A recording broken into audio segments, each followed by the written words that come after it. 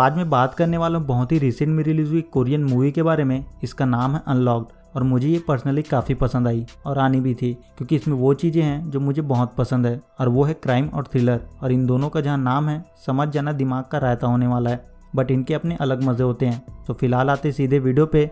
Late start and welcome to series verse. सबसे पहले अपने को एक लड़की को दिखाते हैं और इसका नाम होता है ली नामी। नामी की लाइफ काफ़ी मस्त चल रही होती है, सब कुछ ठीक ठाक चल रहा होता है। दिन में वो अपना जॉब करती है और रात में वो कैफ़े में अपने फादर ली की मदद करती है। और नामी की एक बेस्ट फ्रेंड भी होती है और इसका नाम होता है युंजू। खैर, तो एक दिन नामी फुल ऑन टल्ली होकर बस से जा रही होती है और वो अपना फ़ोन बस के अंदर भूल जाती है। और यहाँ पर नामी का फ़ोन एक लड़के को मिलता है और इसका नाम होता है वो जी यूंग। ससुरों के शक्ल पे मत जाना, दिखने में ये क्यूट होता है, लग भी रहा होता है, पर ये होता नहीं है। बेसिकली एक सीरियल किलर होता है। खैर, तो नामी के फ़ोन में उसकी फ्रेंड यूंग का कॉल आता है और यूंग उसे बताता है कि उसे ये फ़ोन बस में मिला था। देन यूंग नामी की बात यूंग से कराती है और नामी यूंग को वो फ़ोन कैफ़े में छोड़ने के लिए बोलती है। पर यहाँ पर एक चीज़ होती है, यूंग और नामी दोनों को लग रहा होता है कि वो लोग किसी लड़की से बात कर रहे हैं, क्योंकि यूंग ने एक दूसरे फ़ोन में लड़की की आवाज़ रिकॉर्ड कर रखी होती है और वो उसी के थ्रू इन दोनों से बात कर रहा होता है। इसलिए इन दोनों को लग रहा होता है कि सामने कोई लड़की है। खैर, तो यूंग नामी के फ़ोन से सारी डिटेल्स निकाल लेता है, पर उसके पास फ़ोन का पासवर्ड नहीं होता। पासवर्ड का पता लगाने के लिए यूंग फ़ोन की स्क्रीन को तोड़ देता है और नामी को बताता है कि उसका फ़ोन का स्क्रीन टूट गया है और उसने उसे रिपेयर शॉप में डाला है, तो वो जाके वहाँ से फ़ोन को कलेक्ट कर ले। बट जब नामी अपने फ़ोन लेने वहाँ पहुँचती है तो यूंग नामी के फ़ोन का पासवर्ड ले लेता है। देन यूंग नामी के फ़ोन में एक स्पाई कैमरा इंस्टॉल करता है और उसके फ़ोन का एक क्लोन तैयार करता है, जिससे कि अब यूंग के पास नामी के फ़ोन का सारा एक्सेस होता है। और यूंग नामी पर नज़र रखने लगता है कि वो पूरा दिन क्या कर रही है, कहाँ जा रही है, वो सब देख रहा होता है। देन यूंग नामी के कैफ़े में पहुँचता है और नामी से वही ड्रिंक मांगता है जो नामी के डैड स्पेशली उसके लिए बनाते हैं, पर वो सेल के लिए नहीं होता, इसलिए नामी उसे मना करती है। पर यूंग बोलता है वो यहाँ का रेगुलर कस्टमर है और वो हमेशा यही ड्रिंक लेता है और नामी उसे ड्रिंक दे देती है। पर ली को यूंग पर शक होता है, क्योंकि नामी ने उसे बताया था कि वो उनका रेगुलर कस्टमर है। बट ली को यूंग का चेहरा याद नहीं आ रहा होता, जिसका अपने को देखने को मिलता है कि रात में यूंग नामी के सारे डिटेल्स निकाल कर उसका एक नोट बनाता है। और जब नामी अपने घर पर नहीं होती, यूंग नामी के घर में घुसकर वहाँ की छानबीन करता है और अब इसे नामी के बारे में काफ़ी कुछ पता होता है। बेसिकली सब कुछ पता होता है, सब कुछ। और यूंग अपने लैपटॉप पर नामी की पिक्चर भी लगा लेता है, जहाँ पहले उसने एक दूसरी लड़की की फ़ोटो लगा रखी थी जो शायद उसकी आखिरी विक्टिम थी। जिसका अपने को दिखाया जाता है कि जंगल में बारिश होने की वजह से ऑफिसर्स को जंगल में एक लड़की की बॉडी मिलती है। और यहाँ पर अपने को दो पुलिस वाले को दिखाते हैं, एक होता है वो जी मान और दूसरा होता है उसका असिस्टेंट किम।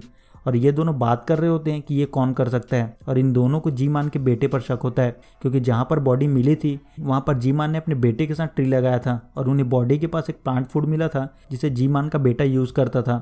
और मैं बता दूं कि जी मान का बेटा कोई और नहीं बल्कि यूंग होता है, जो 7 साल पहले अपने फादर से मनमुटाव के चलते घर छोड़कर चला गया था। और जो बॉडी जी मान को मिली थी उसे यूंग ने ही मारा था, वो यूंग की आखिरी विक्टिम थी। बट जी मान को लगता है कि उसका बेटा कुछ भी कर सकता है, पर वो किसी की जान नहीं ले सकता, उसमें इतनी हिम्मत नहीं है।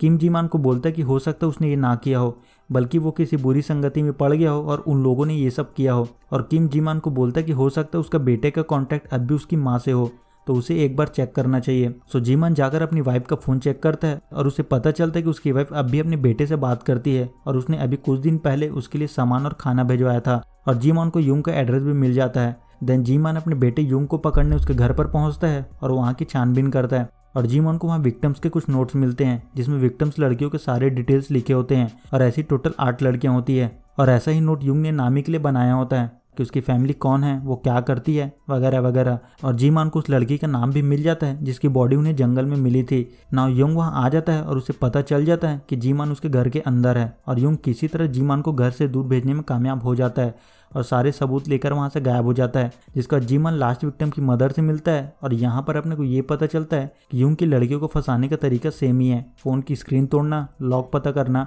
और फिर फ़ोन क्लोन करके उन पर नज़र रख के उनके करीब जाना।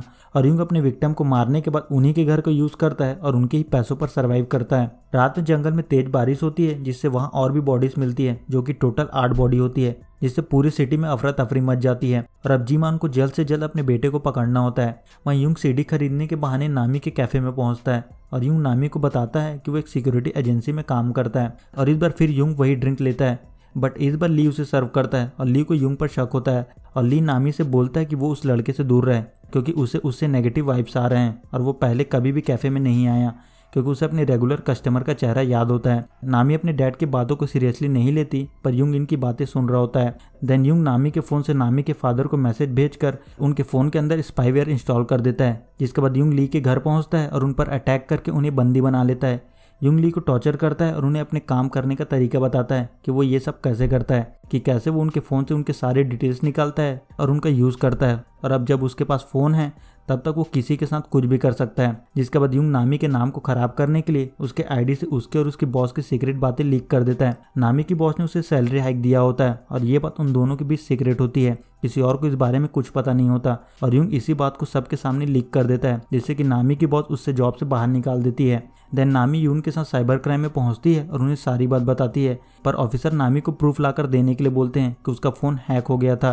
तो इस बात का पता लगाने के लिए युंग अपने फ्रेंड को कॉल करती है जो सिक्योरिटी एजेंसी में काम करता है, पर वो छुट्टी पर होता है। तभी नामी को याद आता है कि कैफे में जो लड़का उसे मिला था वो सिक्योरिटी फॉर्म में है। तो नामी उसे कांटेक्ट करती है, जिसके बाद युंग नामी से मिलता है और नामी उसे सारी बात बताती है कि किसी ने उसका फ़ोन हैक कर लिया है। बट युंग यहाँ पर चाहता था कि नामी का शक उसके किसी फ्रेंड पर जाए।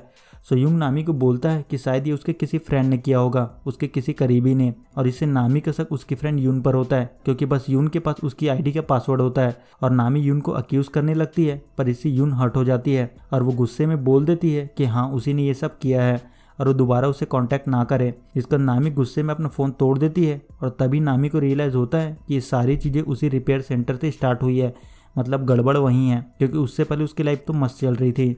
जिसके बाद नामी वहाँ पहुँचती है, पर जीमान और किम वहाँ पहले से मौजूद होते हैं और नामी जीमान को सारी बात बताती है कि उसके साथ क्या हुआ। बट जीमान नामी को नहीं बताता कि युंग एक सीरियल किलर है, क्योंकि उसे युंग को पकड़ना होता है और उसके लिए वो नामी का यूज़ करना चाहता था। नामी को लग रहा होता कि युंग कोई छोटा मोटा हैकर है जो बस उसके फोटोज लीक करेगा।